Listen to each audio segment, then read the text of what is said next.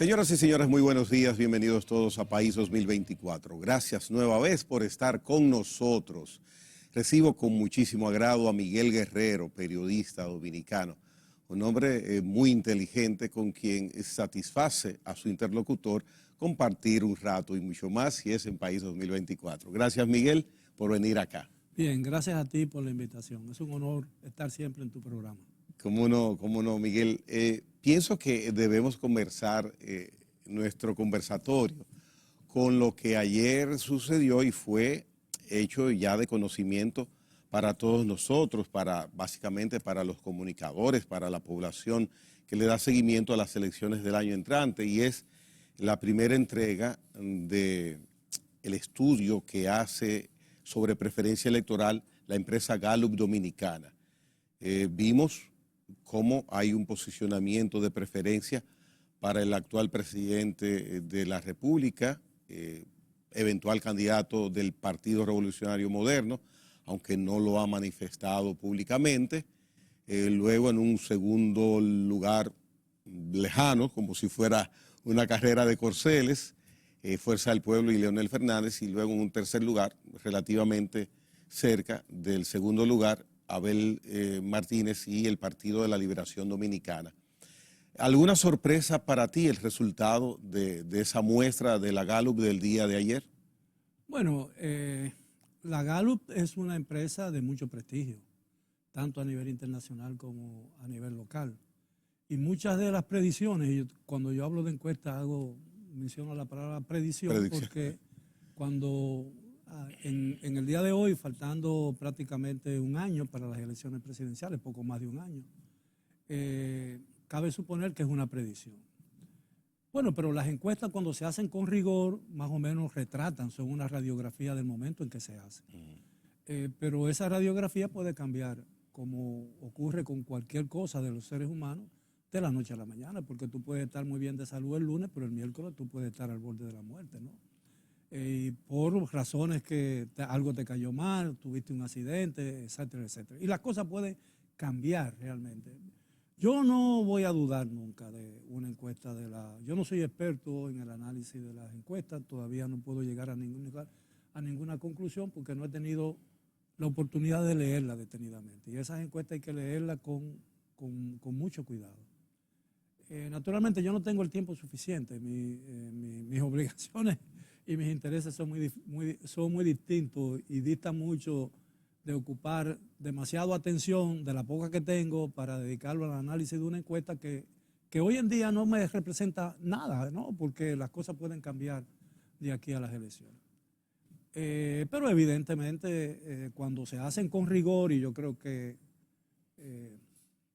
no creo que Gallup vaya a sacrificar o vaya a comprometer su prestigio muy bien ganado, para falsear los resultados. Pero como te digo, esas cosas pueden cambiar mañana. No he tenido tiempo y no puedo hacer un juicio de valor sobre ella. Pero de todas maneras, la lectura de esa encuesta arroja informaciones importantes que pueden ser útiles para los que están arriba y para los que están abajo, incluso para los que están en el medio. Ya, y algo también que se puede agregar a esto, y es que son herramientas que pueden utilizarse, como tú bien dices, para cada organización política de esas, porque mira, viéndola yo tampoco he tenido la oportunidad de mirarla detenidamente. Sin embargo, cuando se llega al punto de indicar, tú como te están encuestando, de cuál es tu principal inquietud, por mucho hay un porcentaje de personas que indican que el costo de la vida actual es la gran preocupación, seguido de la inseguridad y luego del empleo. Entonces, en un momento preelectoral, pienso, Miguel, y es un juicio de valor con lógica, a mi modo de ver, de que el costo de la vida, la inflación en cualquier gobierno que pueda existir en cualquier país, influye mucho en el votante al momento de ejercer el voto. Por supuesto, especialmente en un país como este, donde las necesidades básicas no le están garantizadas a un elevado porcentaje de la población dominicana. No nos podemos engañar con relación a eso. La gente actúa conforme y vota conforme a quien le ofrece más oportunidades.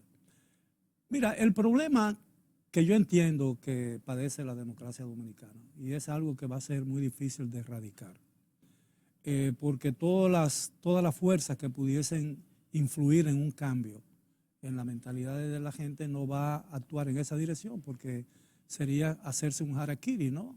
Esa fuerza. Pero el problema básico en la República Dominicana es que demasiada gente depende, la vida de muchas personas depende de quién gane unas elecciones.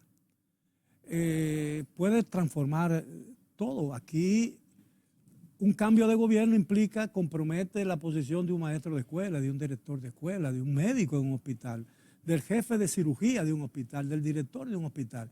Y eso es absolutamente absurdo. Y demuestra hasta cierto punto la pobreza del sistema político dominicano. ¿Cómo es posible que los resultados de unas elecciones comprometan a un maestro de una escuela, de un sexto curso, de un séptimo curso? Cuando uno ve eso, es decir, y uno dice, bueno, no, a nosotros evidentemente no estamos en el mismo lugar en que estábamos hace 20 años, pero visto retrospectivamente uno lo ve y dice, bueno, pero ¿cuántos pasos hemos avanzado en ese sentido? Entonces, Miguel, hay muchas familias que se van del país y planifican quedarse o no dependiendo qué gobierno gane. Mira, una de las críticas más grandes que se formula, que normalmente le formula la oposición, y no voy a entrar en detalles sobre uno, porque no quiero que parezca que yo estoy parcializando una opinión, es que el gobierno utiliza la nómina pública como para hacer clientelismo político. Y una forma de hacer clientelismo político es designando en una posición a gente que vota o que es un potencial votante a su favor. Y eso normalmente, como ocurre como una rutina cada cierto tiempo, dependiendo de los cambios de gobierno que se producen como resultado de un proceso electoral en cualquier área, en cualquier nivel, en el nivel municipal, en el nivel del Congreso y en el nivel del gobierno central. Mucha gente es temerosa de que si el partido al que él no pertenece gane, sabe que su puesto o su posición está comprometida. No importa que haya estado ahí y que sea la persona más capacitada para ese puesto y que haya estado desempeñándolo honrada y eficientemente y cumpliendo con todo deber como servidor público durante 20 o 30 años. Eso no tiene importancia en este país. Entonces viene un gobierno, viene el gobierno, el partido A le vence al partido B que estaba en el poder y toda la gente del partido B que ocupaba una posición pública, independientemente de su calidad para desempeñar esas funciones públicas, sabe que en cualquier momento se va para su casa para nombrar a gente que no tiene la competencia que él tenía. Entonces, por eso es que la administración pública dominicana es tan deficiente y por eso es que no hemos podido dar definitivamente el salto que todos los dominicanos o muchos dominicanos deseamos, es decir, que la seguridad y el bienestar y el futuro de la gente, la estabilidad de los hogares dominicanos no dependen de que tú pertenezcas a un partido, no pertenezcas o que simplemente no pertenezca a ningún partido. A mí me parece eso absolutamente bochornoso, que todavía a esta altura, después de tantos años, de tantas décadas de práctica democrática, deficiente, tortuosa, como sea, como tú quieras llamarla, porque ha sido defectuosas, pero práctica democrática al fin, porque yo puedo como periodista, como escritor, como historiador, venir aquí a un programa tuyo y decir cuanto yo entienda que debe decir, sin temor a que cuando yo vaya a salir de aquí yo voy a ser detenido o voy a ser objeto de una reacción adversa en mi contra. Como decía, y cada vez que yo pienso eso me recuerdo de una famosa frase de Churchill, que decía, en una democracia, y yo lo he dicho muchas veces, en una democracia, cuando tú escuchas tocar la puerta de tu casa a las 5 de la mañana, sabes que es el lechero y no la policía. Y eso es a propósito de esa frase que a mí me parece muy grotesca, de que duerman con ropa. Dormir con ropa, hay mucha gente que lo dice como un chiste, pero no sabe el significado intrínseco de esa frase. Es decir, cuando tú dices que debe dormir con ropa, está admitiendo que la autoridad pública tiene derecho a cualquier hora de la noche, en la madrugada, entrar furtiva y groseramente en tu residencia y llevarte preso o delante de tus hijos y llevarte desnudo incluso si es necesario por cualquier desacuerdo o malentendido que exista, o simplemente porque no te gusta el gobierno, que es un derecho. Aquí todavía, a pesar de la larga práctica democrática que tenemos nosotros, que hemos, como ningún otro país en América Latina, hemos celebrado elecciones desde 1966 a esta fecha, en los años y en los días que lo establece la Constitución de la República, sin falla. Y ya eso es un avance, sin lugar a dudas, es un historial realmente democrático. Pero nos queda mucho todavía, nos queda mucho porque todavía la intolerancia opaca todo lo que hemos logrado en materia de desarrollo democrático y de práctica democrática, porque todavía la tolerancia de lo que nos gobierna es la única garantía que realmente tenemos. No son las leyes ni el Estado de Derecho. Es el nivel de tolerancia que tenga el gobierno lo que garantiza que tú puedas ejercer tus derechos que te consagra la Constitución.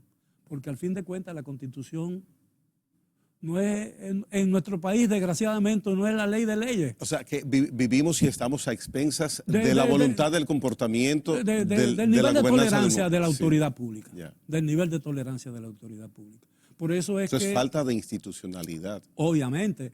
Y eso depende de que cuán débil es realmente, en cierto sentido, el espacio de práctica democrática que nosotros tenemos. Acaba de producirse un evento que ayer, con un invitado que tenía en el programa del Partido de la Liberación Dominicana, tocamos el tema de que en distintos puntos del país el PLD hizo toques de bandera recibiendo a los vacacionistas y las personas que se acogieron al asueto en otro lugar del país con motivo de la Semana Santa.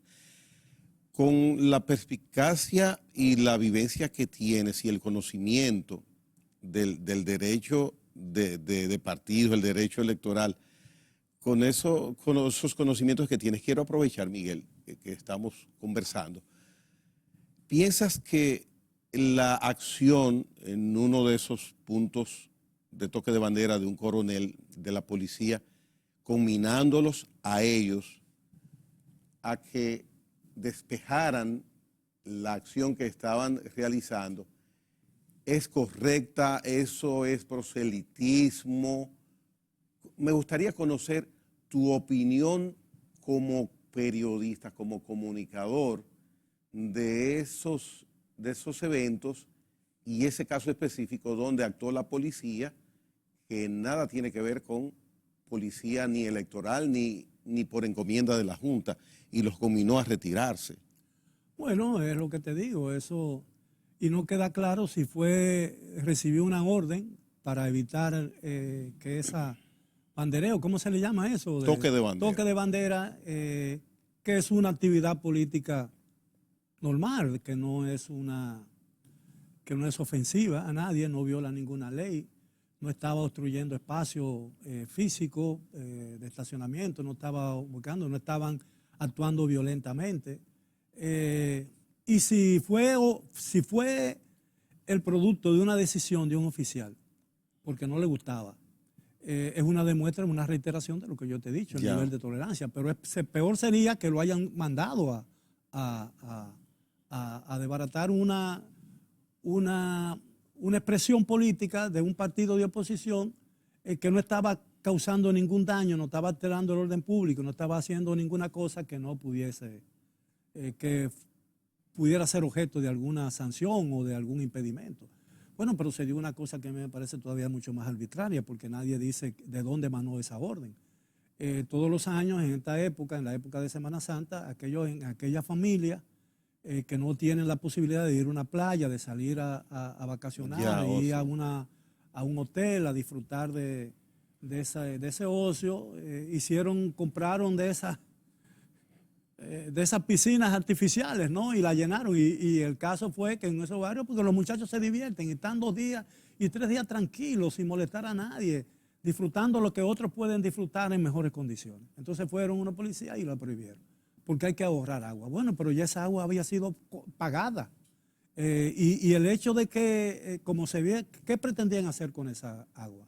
Llevársela y reusarla en otro sitio, o botarla. Entonces no era un desperdicio mayor del agua. Entonces yo digo que realmente están actuando, los niveles de intolerancia nublan el espectro y la práctica democrática en la República Dominicana. Y por eso yo he dicho que el ejercicio de tu derecho y el mío depende del nivel de intolerancia que tengan la gente. Es decir, la ley, la intolerancia frente a la ley se impone la primera. Y cuando traspasamos esto a los tres poderes, en este caso, cuando vamos al Poder Judicial, cuando evaluamos que tenemos día por día el mensaje por parte del gobierno de que hay un ministerio público independiente, sin embargo, hay una actuación de muchos tribunales que lucen ceñidos a la actuación del Ministerio Público. Me gustaría escuchar tu opinión. Mira, eso del Ministerio Público es una ficción, porque no puede haber un Ministerio Público independiente en el sentido en que aquí se le está concibiendo o aquí se le está creyendo. Primero porque el Ministerio Público, yo no soy experto en la materia, pero el sentido común y como historiador y como observador del diario acontecer dominicano, uno saca conclusiones.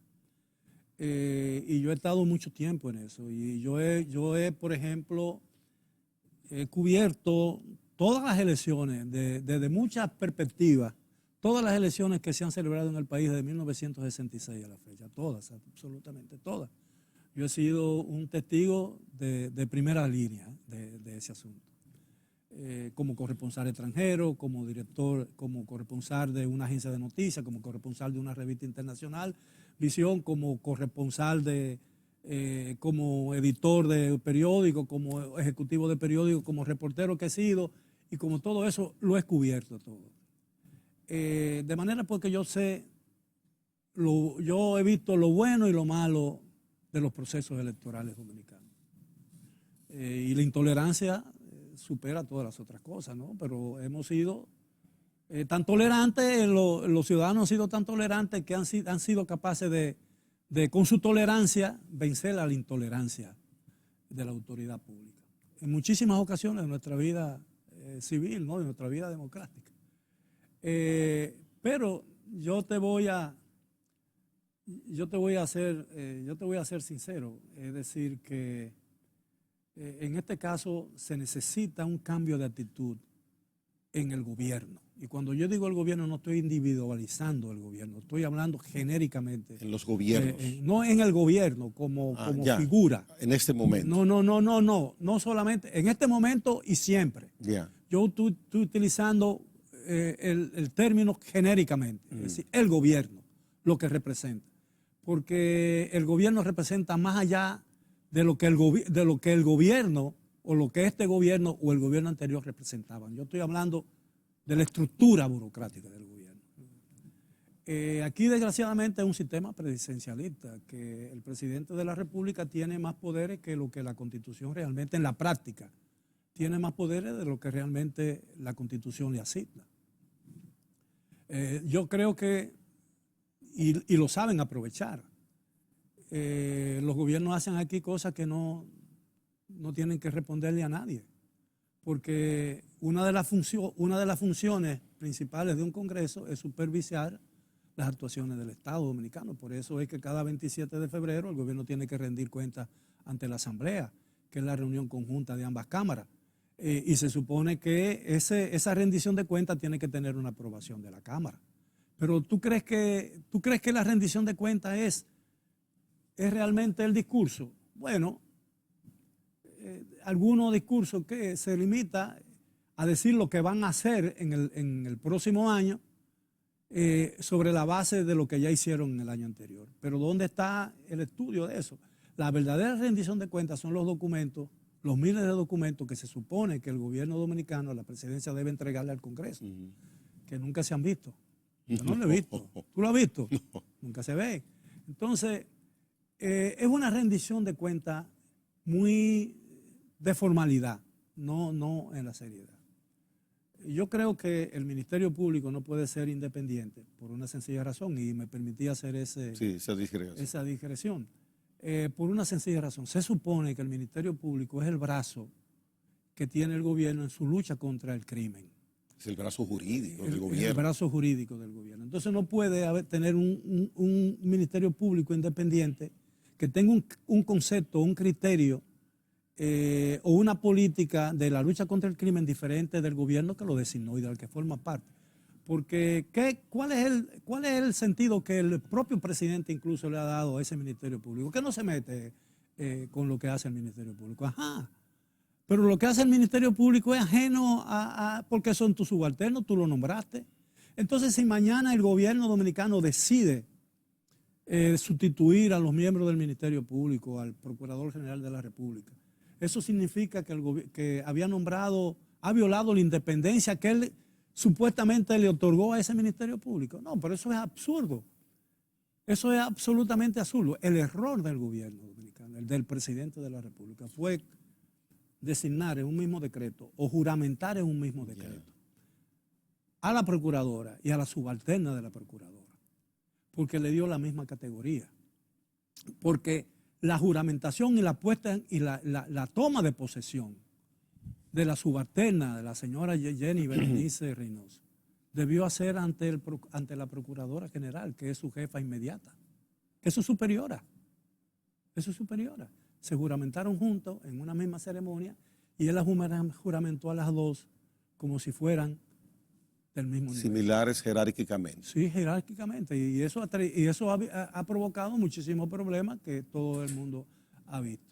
Entonces, yo te digo, el presidente de la República es ajeno a cualquier acto de arbitrariedad que en el ejercicio de sus funciones, estoy hablando hipotéticamente, puede ejercer los miembros del Ministerio Público. No, porque es su gobierno, es el Ministerio Público que tú designaste. Entonces el presidente de la República, aún sobre la afición de ese Ministerio Público independiente, el gobierno tiene toda la autoridad para detener una acción arbitraria. Entonces, una de las cosas que se le ha criticado a ese Ministerio Público son sistemáticas violaciones al debido proceso, violación al principio universal de presunción de inocencia, porque una persona, según los abogados, yo no soy abogado, pero yo conozco algo de derecho porque mis funciones como periodista me obligaron a ello y yo asistí a una escuela de derecho, pero encontré mi vocación mientras estudiaba derecho y periodismo y decidí solamente una carrera, porque yo preferí ser periodista a tiempo completo y no periodista a media y abogado a medias, ¿no? Entonces, a pesar de lo importante que es conocer las leyes y poder interpretarlas en el ejercicio del periodismo. Entonces, yo digo que los abogados tienen una frase a nivel universal que dice que la presunción de inocencia prevalece hasta que una sentencia de un juez no adquiere el carácter de la cosa irrevocablemente juzgada. Es decir, hasta que no hayan pasado las diferentes etapas. Es decir, los condenados en primera instancia, en el caso de Brecht, son todavía presuntos inocentes, son presuntos culpables, son inocentes, porque todavía puede en apelación declararse el inocente de los cargos por los cuales fueron condenados en primera instancia. ¿Entiendes? Inclusive puede llegar hasta el Constitucional. Hasta el Constitucional. Que dicho sea de paso, el Constitucional despojó a la Suprema Corte de Justicia del concepto de lo irrevocablemente juzgado, de que ahí llegaba, al final era la última decisión, y yo no entiendo eso, porque todas las decisiones que se ventilan en un tribunal están estrechamente ligadas a conceptos constitucionales y a derechos fundamentales de la función humana, que yo me robé un solar, que le expropié un solar, que me robaron un solar, que me robé cualquier cosa, que me robaron cualquier cosa, todo eso, que me privaron de libertad indebidamente, todas esas son las cosas que al día, en todos los niveles del aparato judicial dominicano, se ventilan en la justicia. Y mira, ahora mismo, hablando de eso, acaba de ocurrir un hecho con una sentencia del Tribunal Constitucional del señor Saco, algo así, de los casinos, de los RIM y esto, que tenía una sentencia de 5 años que pesaba sobre él y con su vida vuelta un disparate en los últimos años, sí. y ahora ya dice el Constitucional que no. Entonces, y toda esa varaunda de inconvenientes que tuvo ese señor, ¿quién los repone? Pasa también como el juez Garzón, que tú conoces ese caso también. Claro. A los 8 o 10 años es que se redime en base a un constitucional que toma una decisión. Pero su vida está arruinada, ¿no? Su carrera quedó Desde arruinada. luego, desde luego. Entonces, yo creo que, no sé cómo decirte, no quiero jugar lo que hace la justicia, ¿no? No me concierne, no tengo la autoridad.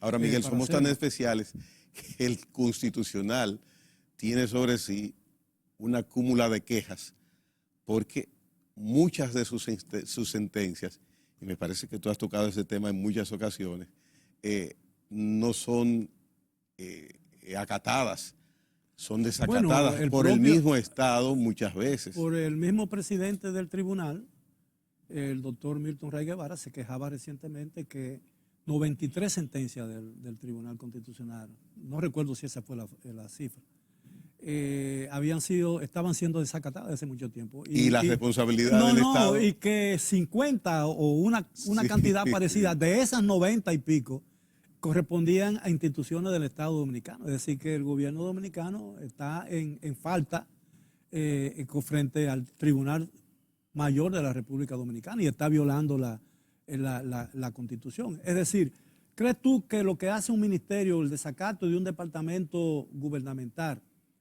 a una ley o una decisión del Tribunal Constitucional no afecta la imagen del gobierno dominicano? Por supuesto que la afecta, porque se supone que el gobierno se jacta de actuar con transparencia, que en muchos casos yo creo que lo hace, hay que reconocerle eso, en muchos casos, en otros no. Pero la verdad es que una de las cosas que a mí me parece, cuando yo era partidario, de que cuando se creó el Tribunal Constitucional se creara como otra sala de la Suprema Corte de Justicia. Porque ahora lo que hay, toda la tendencia universal es a reducir los trámites judiciales, es decir, acortar los procesos electorales. Ahora hay una instancia nueva, hay más instancias, ahora los procesos duran más. Es decir, el caso, por ejemplo, en apelación de Odebrecht, eso tienen 5 años, o yo no sé cuántos años tiene ese caso. Vamos a poner que mañana esas 2 personas que han sido condenadas se declaren inocentes. Bueno, ¿quién repara? ¿Quién lo repara? ¿Quién le devuelve el honor que ha sido mancillado de esa persona? Y la familia, los hijos, los nietos, los hermanos. Hay que tener mucho cuidado con eso. Hay que tener mucho cuidado con eso. Porque además en el caso específico de Odebrecht, hay una persona condenada por soborno, pero no hay nadie condenado por haberse dejado sobornar. Que me parece una contradicción. Violó una luz de semáforo y en la esquina no hay semáforo. No, exactamente, ¿no? ¿Y cómo tú condenas a un hombre por asesinato si no está el cadáver, si no aparece el cuerpo? ¿Cómo tú decides que una persona mató? Bien. Miguel, vamos a hacer una pausa. Venimos en breve. Miguel Guerrero, Hoy Día en País 2024.